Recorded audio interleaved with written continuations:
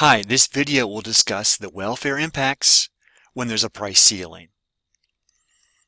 So first, what is a price ceiling? It's simply, in 3 words, a maximum legal price.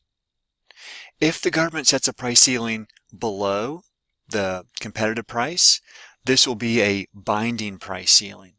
So what this means is that consumers will pay a lower price, which is good for consumers. However, firms are going to supply less.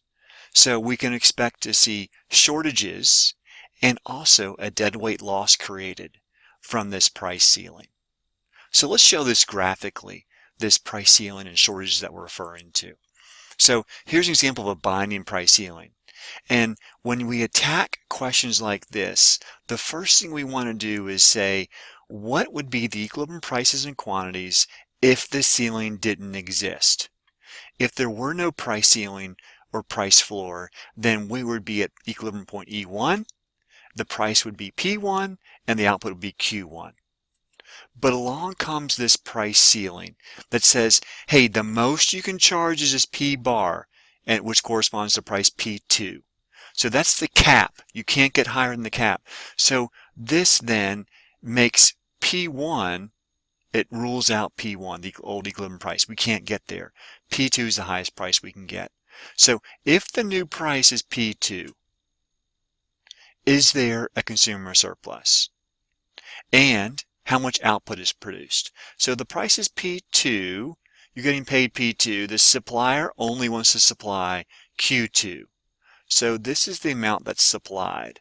How much do people want to buy at P2? They want to buy all the way out here in demand, all the way out here. So they want to buy QD. So QD are demanded, but only QS is supplied, or Q2 is supplied. So we have ourselves, friends, a shortage of that amount from here to here. Okay, there's our shortage. And at this price P2, making this output Q2, do we have a consumer surplus? Yes, it's the area below the demand curve and above the price. So it's this area here in blue. It's A, it's B, it's D. That's the consumer surplus. Do we have a producer surplus? Yes, we do.